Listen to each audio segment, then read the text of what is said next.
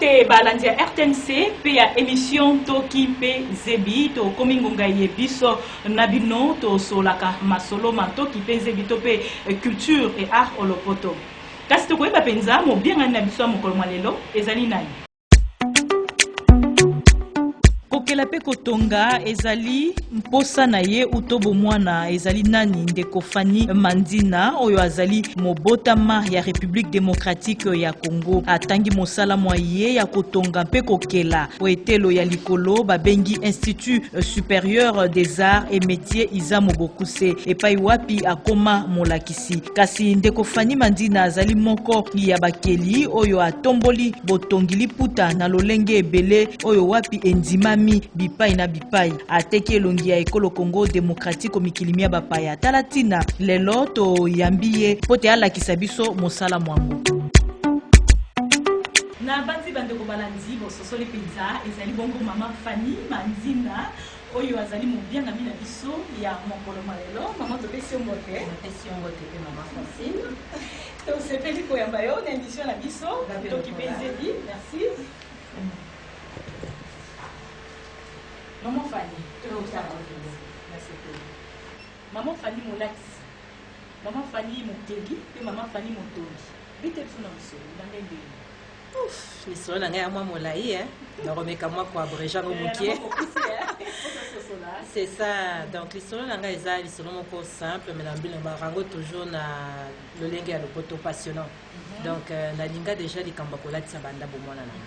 Donc tout ça cabana miké, tout ça kana kanabana popi ngai, ko sakana nanga na ba na popé zaka déjà orienté na kotongi la lamba.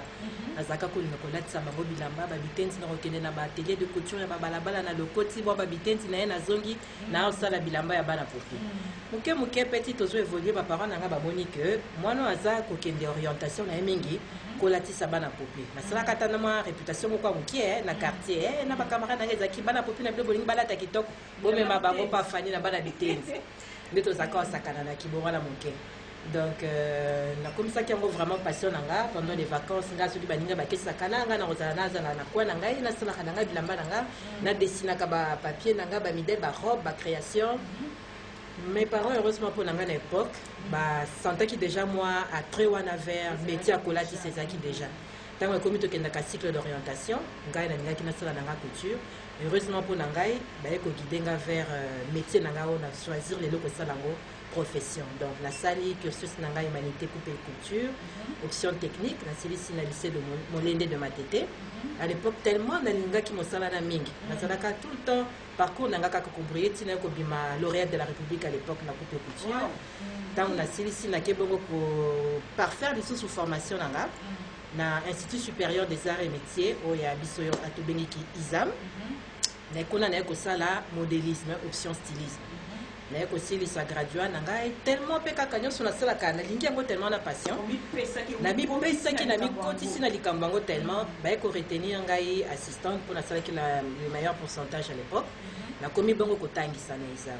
Comme ko tangisa histoire de l'art et du costume na tangisi ba cournio soit graduat na bandi carrière nanga scientifique. Peu après, nazo kokende avec les deux en même temps en parallèle. Nazo tangisame, nazo fongola pe marque, na fongoli atelier en parallèle pe nazo tonga. Na évolué bongoti, na linga qui tellement couture. Nazo mi lobake tozu formation en gros c'est vrai. Eza mosala moko eyebani penza mingi te na bato. Bato mingi bazalaka na ba préjugé to lobaka na lopoto na ebite na linga la to lobango nini. Par rapport ya métier wana. Ah, moi na ça maël était à ça la couture. Couture mosala bazoba, mosala mokose. Vision ya couture nenga nazaki komona ngo na ndenge na tangi nazaki komona keza na ma vide moko na ndenge na ma vision ya couture et comme elle business non seulement aspect artistique création mais tout chango pe côté business mais tout mona na ba mikili mesusu ba grand styliste bazo sala mbongo nango bona ni biso peut-être to sala ngo donc nazaki ko sentir que le comment ko eso mankenga côté par rapport ya business par rapport ya management comment ko manager Dene ko sala siko cette fois-ci licence nanga masters na administration et gestion des entreprises culturelles na ina à partir ya wana tant on a silisi na ko s'est décidé na se consacrer penza na carrière nanga na memango na vision na zalaki nango pe na dimension na zanango o pe que ça dit lelo na se évoluer na bande ko balandi lokwa tolobaki ne bandeli te maman Fanny azali molatisi azali mokeli pe azali motongi kasi tolanda nanu ba collection na ye puis tozonga lisusu.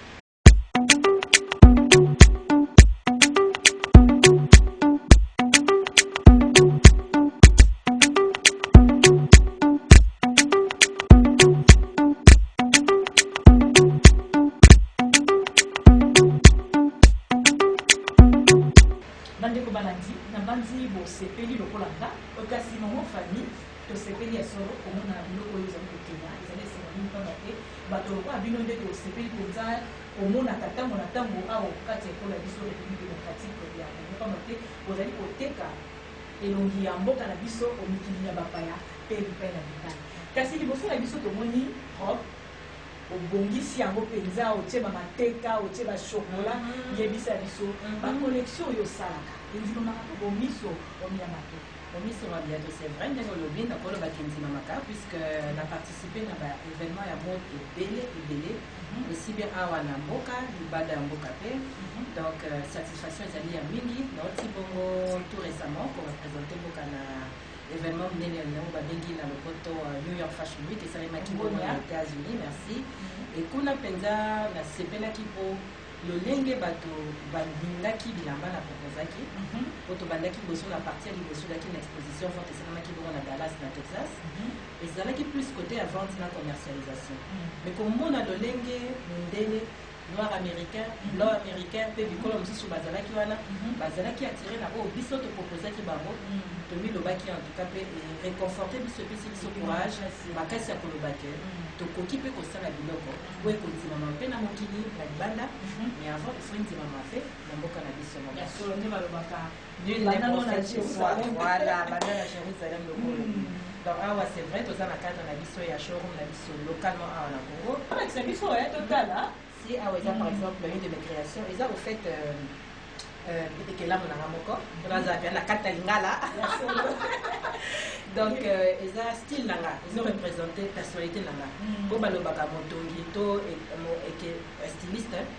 azali bongo moto oyo abimisaka oyo eza na kati na ye oyo tobengi yango na démarche artistique to na création artistique apropose yango na bato basepela donc opropose yango toseservaka na baplateforme ebele to na balolenge ebele mpe na lobi toza na badéfilé de mode toza na baexposition vente toza na bafashion week lokola toza koprépare kana te awa Congo fashion week na biso ya mboka na libanda mpe New York fashion week Londres fashion week na participa nango na Afrique Afrique du Sud tokenda balome donc tokenda bamboka mwa ebele ya Addis Abeba et tout le reste et tomoni ke mode na biso eza na avenir non seulement bato baza kosepela nango mais bato balingi bazwa yango basombi nakomaki na niveau na Texas na Dallas bazoyebisaka bembama eloko neti olati boye eza kitoko makasi omari yango na modernisme ndenge olati yango na Chine en tout cas tolingi bongo na vendre près de 60 exemplaires na memaki na kaka modèle oyo mpe na profite ya mama moko eza na mouvement moko ya réappropriation culturelle nde tozobenga bazobenga na lopoto mouvement tendance nepi c'est-à-dire noir africain mpona s'identifier elamba nde esilaka te tosidentifier mpe na esika moteli naza nani naza moto ya wapi donc actuellement tokolobaki liputa ekomi au fait ekela elembo ya biso ya kibomoto na biso bato mwingi donc namoni mpendaki na vivre yango kuna mingimingi communauté noire américaine ezala diaspora na biso oyo baza na bamikili ebele natamboli na baespagne balondres bahollande babelgique bafrance baallemagne bango nyonso baza na désir wana tolingi tolata tolingi tosidentifie esika biso touta mpe liputa eza bien liputa ndenge yo mama Fanny ozotravaille yango na mwa modernisme na mwa style moko eza kosepelisa biso mama Fanny me namoni awa otie bilamba mwa mingi te tokotala bandeko oyo bazolanda biso mpe bamona bilo ya kitoko nga nazomona awa toza neti biso tolobaka sisifa atravaille matière nyonso na solonga matière na ngai nalingaka kotravaille mingi lokwa nauti koloba awa eza liputa mpo namonaka liputa nde eza kopesa elembo ya kibomoto na biso voilà identité na biso nde tolobi africaine mais totravaka aussi bien batissu nyonso neti awa eza batissu ya crochet nde totravaille yango tozali yango soir bisika mosusu ndoka nde esalemi localement awa na Congo donc mingi bato bazalaka na makanisi kaka oyo kitoko kolutaka extérieur or awa mpe nayebi lolenge bato ebele basiliste ebele lokolanga baza na Kisasa bakoki koproduire bamisala kitoko boye mpona kolobaka evoa nini ezali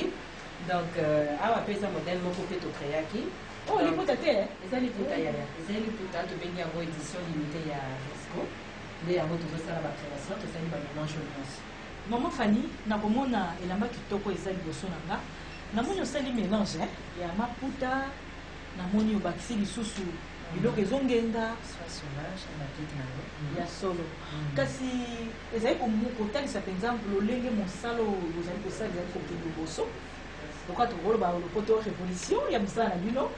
Kasi nzoka ndio mikolo mileki to pe bambula eleki. Ba mama bayebanga maputa mibale libaya. Soko tali mpenza kokenda feti na liputa ezalaki lokola ezalaki mpe ya mingi te. Nzoka nde lelo moto olata ke feti alati robe ake feti. Kasi yebisa biso inspiration ya yo wana eutaka mpenza wapi. En tout cas, on a trouvé deux questions dans la question à opposer. Il y a liboso ezali évolution ya maputa ndenge opesi yango lokumu. Voilà. Donc le puta c'est vrai ebanaka na ba maman na biso tozaka ola tango selon évolution. Pour nous on a évolution et histoire de la mode. Ezalaki deux pagnes libaya yango nekutu c'est la identité na biso. Nga kutu na lingaka to perdre loko wala te. De temps en temps na zangi saka ngote pour le bakeza penza neti moi histoire na biso moko na la te ya maputa. Mais avec le temps ils ont évolué. La mode est s'universalisée partout dans le monde. Donc le lenge moko balata ka c'est vrai na Kinshasa, le lenge moko bakoma kolata na Paris, le lenge moko balata ka na Singapour, le lenge moko balata ka na New York. Mais la quatrième universalisation et peuple na peuple azana moi culture na identité na o azoko porter. Je vois tout le monde a bazika banzanga la zipelo tali bendia la tisari na ba voilà identifier et malama ko lati na bana ozana poto bien besika sur le bi wana za africain atako le poso déjà le barana biso déjà identité na biso mais bilamba eyaka ko compléter. Ça fait kitoko mingi kitoko makasi yango esimaka biso ba couleur nango lolenge nango nde ba travaillaka ba motif nango reflétaka gaieté ou joie de vivre au biso ba africain to yebi ba ebeli biso nango. Donc, c'est vrai, les Bouddha, ils allaient identifier culturel à Bisso. Et outil aussi qu'elle a mis dans le lingue belé et s'est transformé. Si la lingue qui nous les lots, comme il faut moderniser les Bouddha, voilà les Bouddha, les Kalika, la cliché, la Kalateka, les Abassi, la génération non côté. Génération Lyon, c'est comme il faut se retrouver dans les Bouddha. Et comme il commission les mal contexte Lyon, il y a qui quand on des bureaux, maman, bibi hôpital, moi super, comme il faut évoluer, moi il va comme il faut évoluer dans le salon pour la télé Bouddha. Donc nous aussi d'ailleurs, on va aller, moto abassi, donc ok na fait cela ti oza original moto moko okokana na hotel pour salir d'abord un sur mesure na yo de deux osali liputa na yo et là qui c'est que ozali moto oza ko tenir en compte na ba valeur culturelle oya ya mboka na bino. C'est vrai débat mosusu ezali évidemment que liputa eza biso te bon bref voilà to kofongola ngona ya to ko développer ngona émission mosusu basima na moni maputa wape otie maputa kasi maputa bato mosusu baoloba liputa moko kokosoma ona mosolo moke kasi bato bazokima bino baleki talo yango bazokima nzela mokuse koleka talo nga namona yango eza débat moko ya monene mpenona eza koyeba eza juste koyeba peu près makambo yango elekanaka ndenge nini pourtant moto okendaka kolata eza na monde ya tolobengaka yango na industrie de la mode toza na deux facteurs bien deux modes ya production toza na prêt à porter toza na sur mesure prêt à porter elingi koloba nini toza okola tioseriawa bilamba esi etongami déjà totoni na bastyle standard bataille xl lolenge na lolenge yo ye oponi ya yo elamba okei osombi wana prêt à porter basali yango na bamesure ya bato ebele sur mesure eza lokola autoproduit modèle na biso na lakisaki wana donc wana eza personnalisé c'est-à-dire maman Francine r oyepa nanga olobi maman Francine nake pa ekela pa motongi pa styliste na ye na yambi yo nazwi yo mesure na personnalisé création ya yo moko coupe nasali yango ya yo moko veut dire elamba oyo maman Francine ekola tokopesa motongi sango kota kaka ya yo donc eza processus ya création monene ce qui fait que na mode de production baprix ekokisa prix oyo na kotekela oyo eza prix oyo na kotekela sur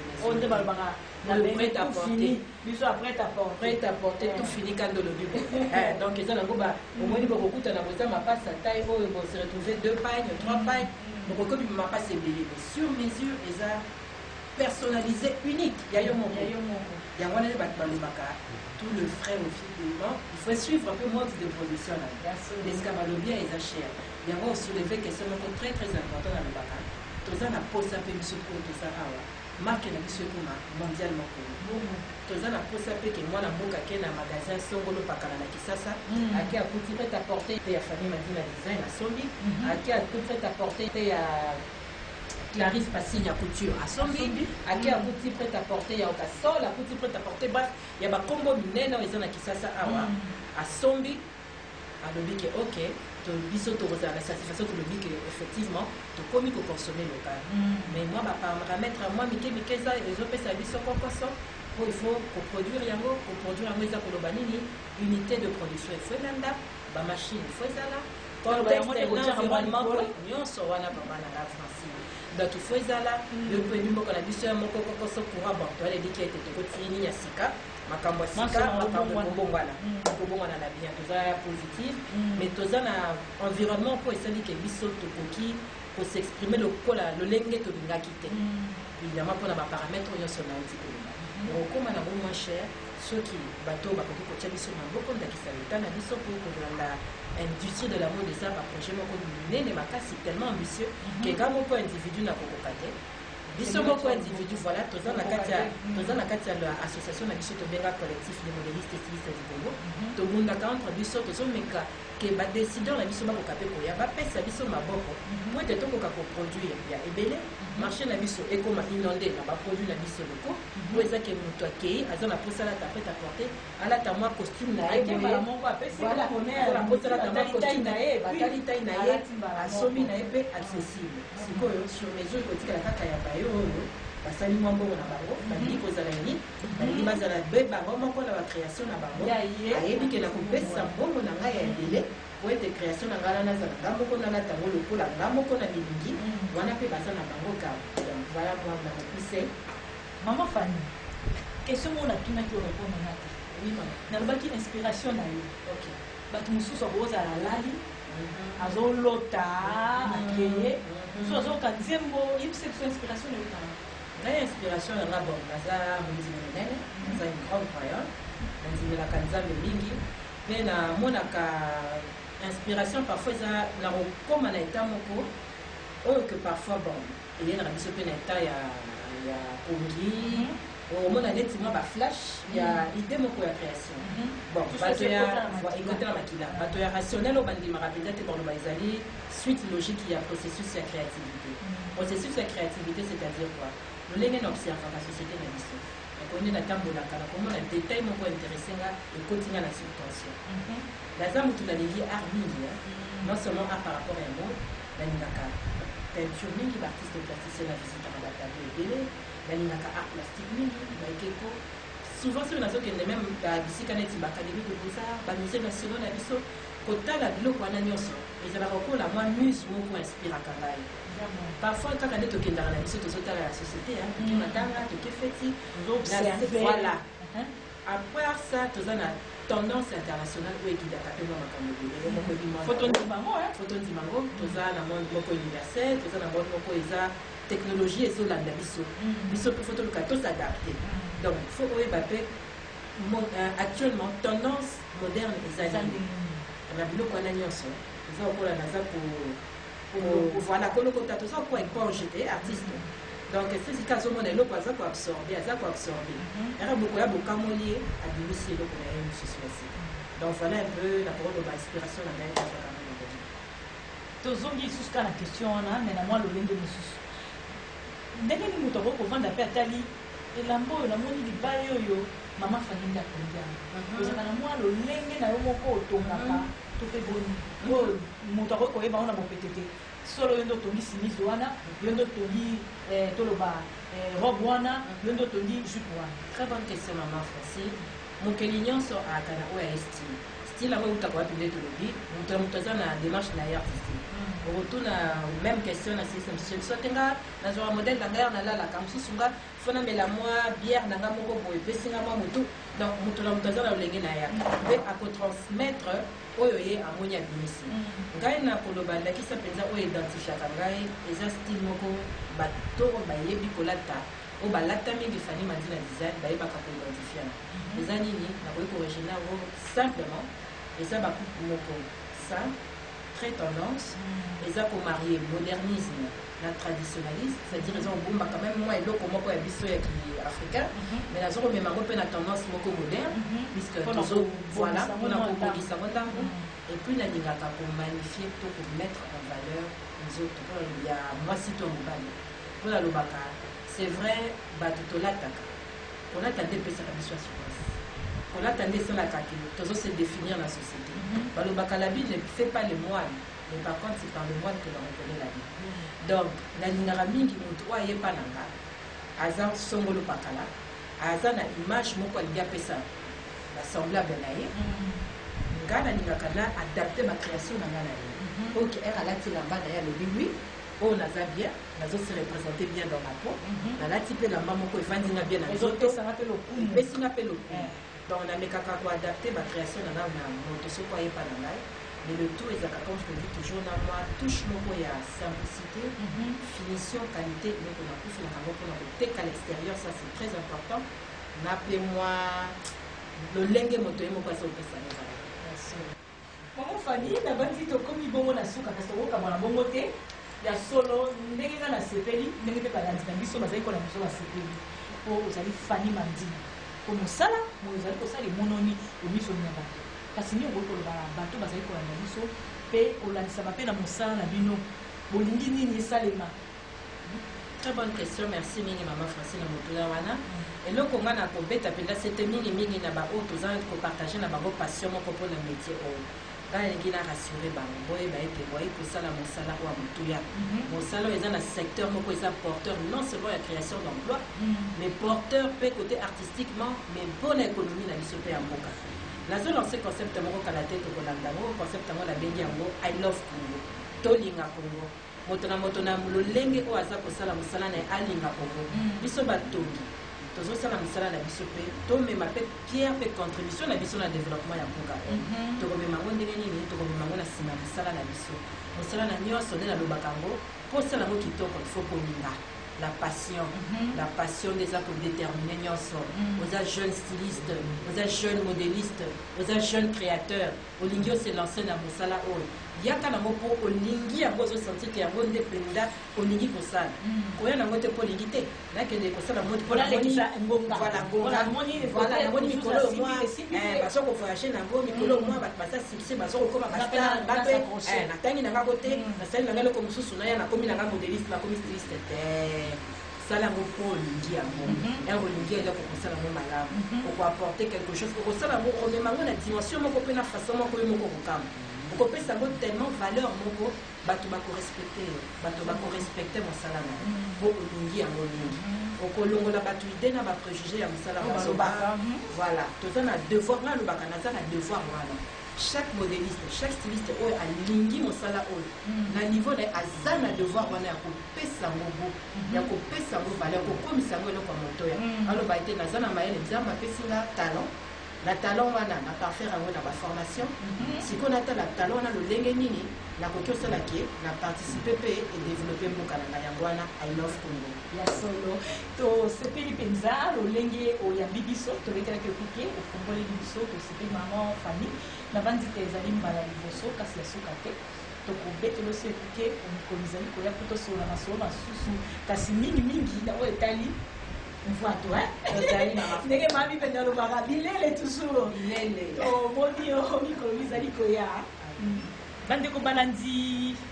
émission ntoki mpeze bi tokomi bongo na suka ya émission na biso na bandi te tosepeli mpenza okati ya bandako lolenge totalisi bino misala maman Fanny asalaka lokola nalobaka ntango na ntango te soki osali mosala na yo malamu osali yango na bolingo nyonso ekomemi mosika okondimama omiso ya bato mpona nini te lobi tobetela ope ekoki yo ozali kolanda biso ozala peintre ozala architecte ozala styliste ozala musicien bozali ebele bozali bayike oyo bozali kosala mosala ozali kotombola ekolo Congo démocratique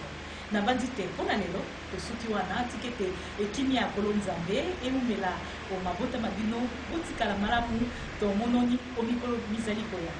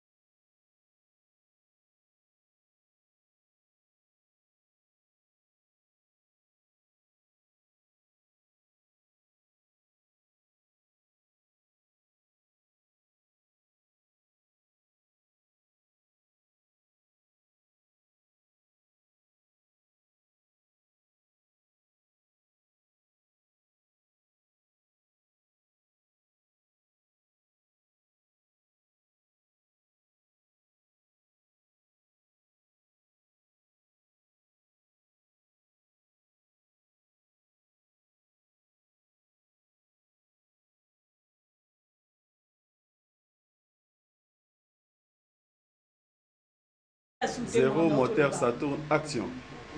Mingi bazolo bate.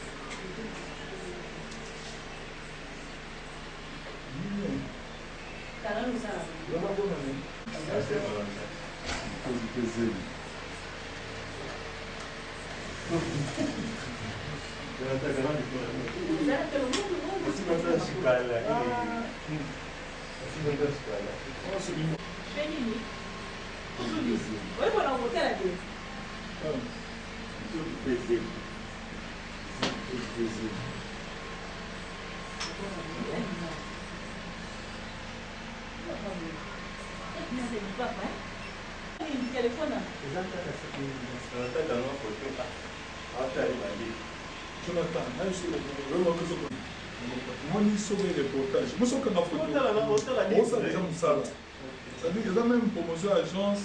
il y a ma biso. Et puis il va venir non. On s'en va beaucoup. Donc c'est dit, il y a plusieurs moyens, mais il y a dans le bon ça va jeter.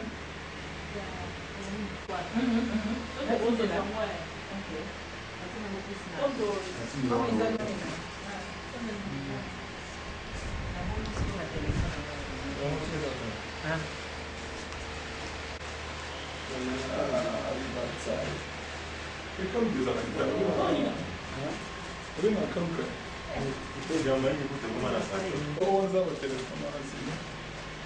Ah oui.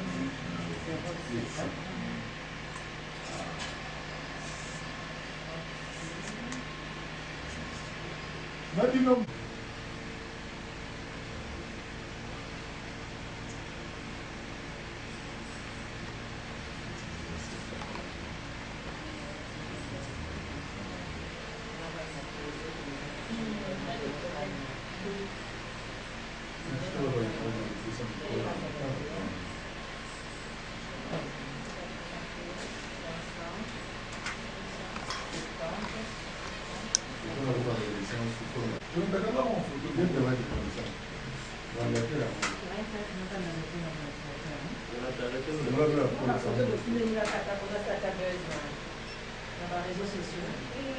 Là, c'est en photo, monsieur. La photo. Parce qu'en photo, moi, ça, il y a un tournage, c'est ça. Non. C'est quoi le tournage?